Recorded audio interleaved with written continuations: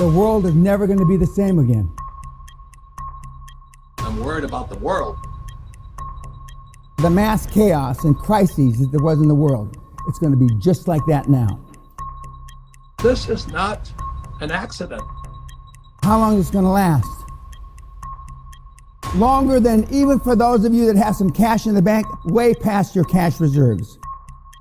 Out of 100 people, 4 will get the message. This thing isn't going to be over in a few weeks. This thing isn't going to be over in a few months. I have never seen anyone ever get away with anything at all, even once. Well, maybe you disagree. Maybe you think people get away with things all the time. I tell you, I've never seen it. What I see instead is that thing happens, right? Someone twists the fabric of reality. And they do it successfully because it doesn't snap back at them that moment. And then like 2 years later, something unravels. And they get walloped and they think, oh my God, that's so unfair. And then we track it. It's like, well, what happened before that? This. Well, then what? This. And then what? This. And then what? Oh, this. Oh, that's where it went wrong. It's because you can't twist the fabric of reality without having it snap back. It doesn't work that way. And why would it? Because what are you going to do? Twist the fabric of reality? I don't think so. Welcome back, ladies and gentlemen. This is the Bearable Bull here. And I got this aggressively average content for you today. Now, guys, I played that initial clip for all of you so that you can understand the corruption of the individuals that were on the screen. You cannot hide the truth, my friends. And the XRP community has been uncovering the truth for a really long time on the Ethereum corruption. They messed with the wrong group of people. They messed with the wrong asset. And don't forget what we as individuals did.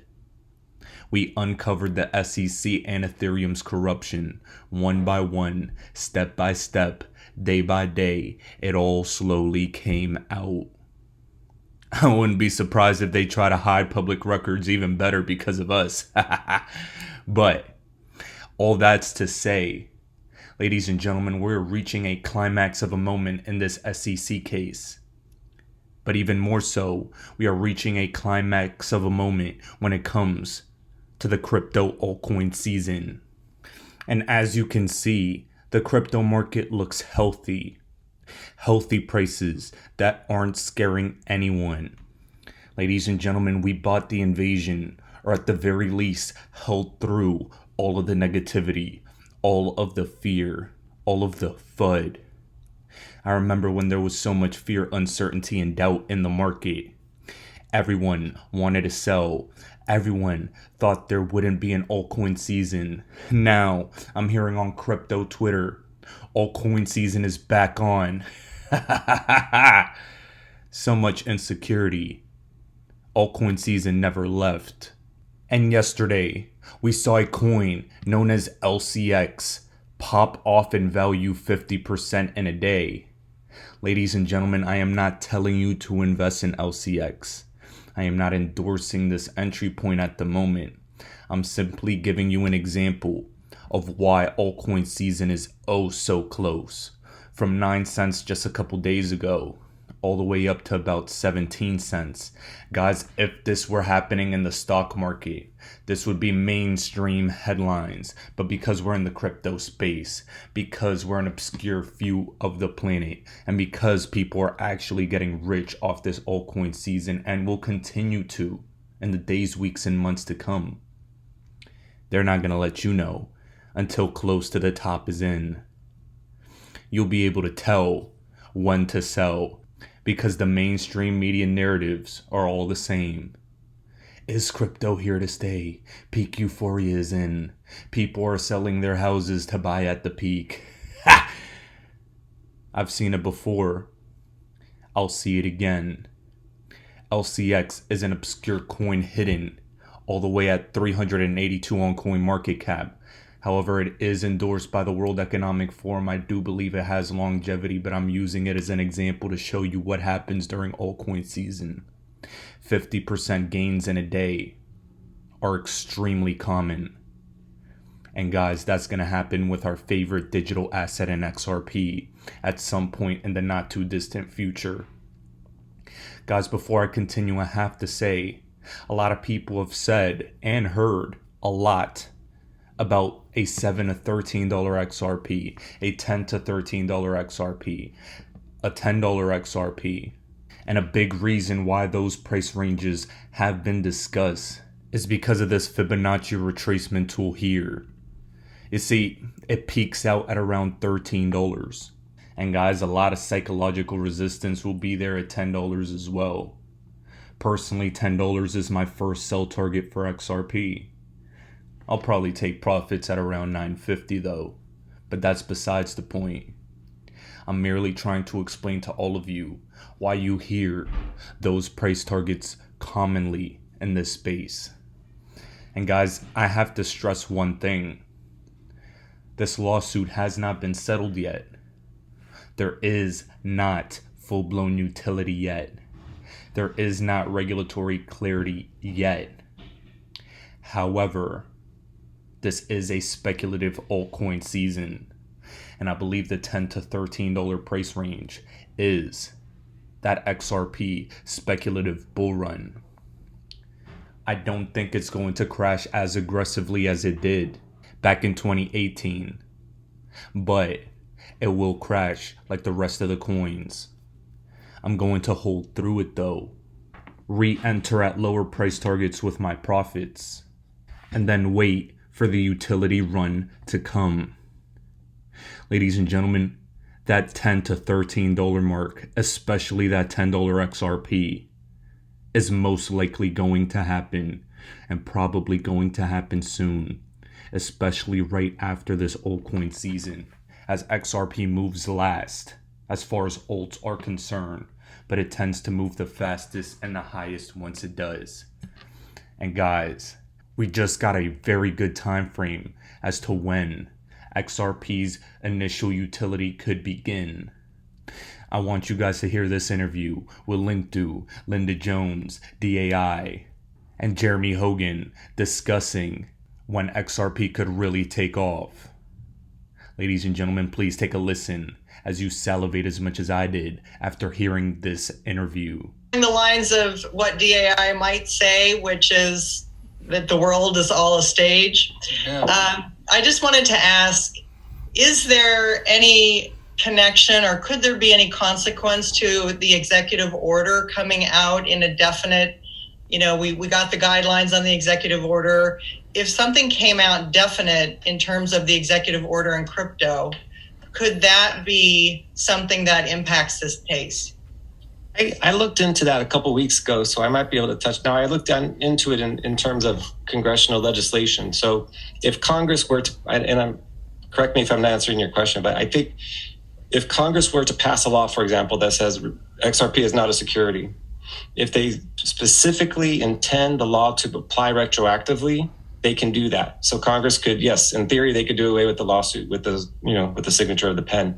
An executive order is interesting. and I'm just talking off the top of my head now, but executive orders are very powerful, and the SEC is under the executive branch. So I'm going to go ahead and go out on a limb and say, I think if there was something specific to the case and it was intended to apply retroactively and intended to apply to the Ripple SEC case, then yes, it could absolutely affect what's going on. It could end it.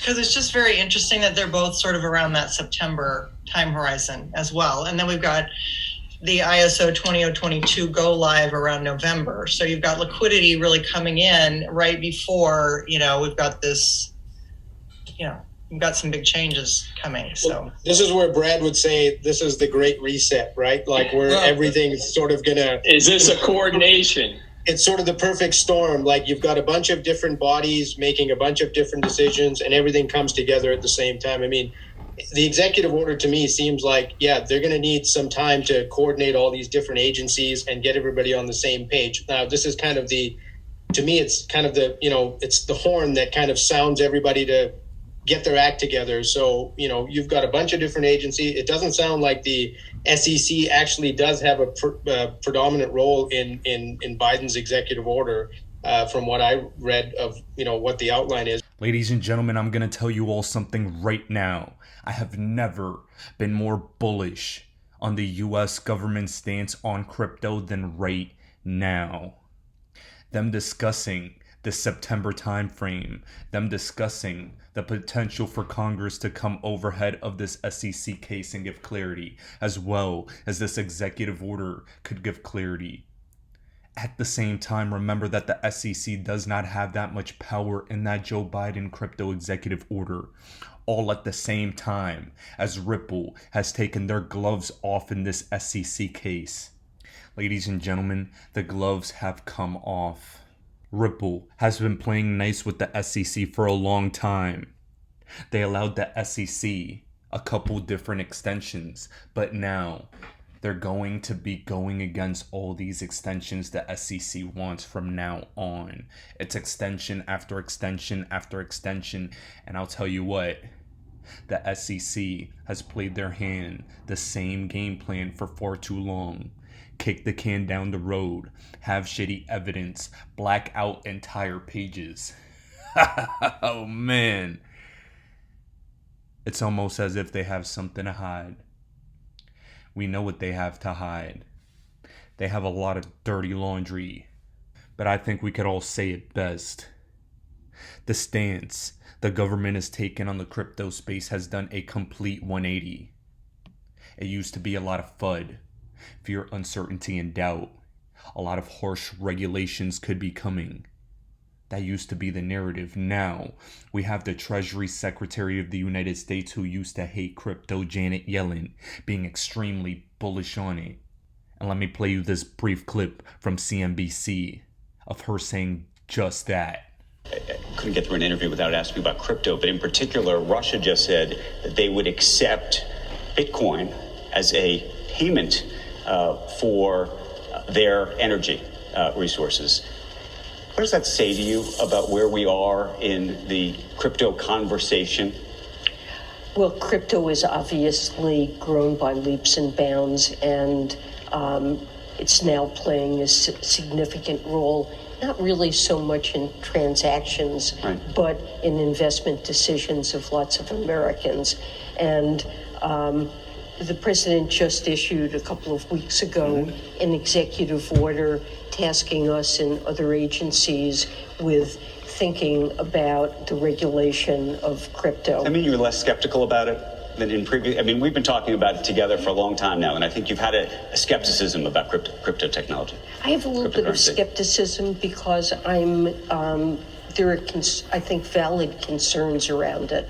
Some have to do with financial stability, consumer investor protection, use for illicit transactions, and other things. Right. On the other hand, there are benefits from crypto, and we recognize that innovation in the payment system can be a healthy thing. We would like to come out eventually with recommendations that will create a regulatory environment in which healthy innovation and then finally. Now, ladies and gentlemen, that was extremely important. Janet Yellen talked about this executive order. She talked about Russia using Bitcoin, or at least that was discussed in the clip. And then she talked about the growth of crypto being significant, as well as how it could be useful for the payment system. And we know which digital assets are significant for that payment system. Now, ladies and gentlemen, let me tell you this right now. I think something very significant is going to happen with the XRP price very soon. And Linda Jones provides an incredible example of what could be about to come next. A wick-off event chart, something I've been explaining to all of you is happening currently. Something that I've been explaining for all of you that's happening with the DXY is also happening with the XRP Bitcoin chart. We are in phase D relative to this specific chart. And ladies and gentlemen, what that means is that we could be in the stage right before we push forward. In my opinion, we're waiting for the pump. And this is the speculative FOMO bull run we all expect. That is the speculative FOMO bull run that will take us all the way up to the $13 mark, my friends. And if that is in fact the case, we're going to be in for that moment soon. And I mean, oh, so soon. Speculation and FOMO is just something that happens in the crypto space. It is a nascent market, pre-regulatory clarity, meaning we have not seen utility yet. Has XRP been used and trialed by different institutions? Yes. But we are not at the mass adoption phase yet. And even so, we have the very real chance of reaching that $13 price target. Remember, my first sell target is at $10. But what's really important is what I'm going to show you next as to what could happen in that September to November timeframe that Linda Jones, as well as Jeremy Hogan, was discussing in that earlier clip. As that aligns with this executive order, could that be a significant catalyst of events? I personally think so, and I'll show you why. Here, Linda Jones shows what happens immediately after this initial speculative XRP pump. We'll crash afterwards and then trade sideways for a bit. But then, there could very well be a phase E pump, and that could be after the settlement, after clarity, after regulations, after an executive order, around the time when ISO adoption takes place. Ladies and gentlemen, there is an important series of events happening here that, combined with these geopolitical events as well, is something that you need to take note of. Blockworks stated that Russia's prime minister urges that it's necessary to integrate crypto into the country's economy. My friends, this is something that cannot be stopped. In addition, I want to point out to all of you that Anonymous hacked the Central Bank of Russia, with more than 35,000 files being released within 2 days. It's critical to note, a central bank, specifically the Central Bank of Russia, after everything that's going on, is what got hacked. More hacks to the financial system, and I expect these cyber attacks to potentially target specifically banks and the SWIFT system. The perfect excuse, the perfect reason to adopt this new technology. This narrative is now at the forefront of the global stage, and I can't believe the moment in history we're in. Remember, guys, they've primed your subconscious mind for this already. Russian hackers have already broken into the federal agencies. They hacked into the Treasury, the Federal Reserve, and this was back in 2020. Guys, they've been doing this for such a long time, gradually getting ready for this moment. The Black Swan event of all Black Swan events that they've all been prepared for. Guys, stay ready. Profit taking is upon us. Zilliqa is yet another crypto that is confirming altcoin season-like movement. And oh, I'm so excited. And I just can't hide it. And ladies and gentlemen, just wait until this happens with all our favorite digital assets like XRP. Our patience has been tested, but now our pockets will be rewarded. Ladies and gentlemen, this is the Bearable Bull here.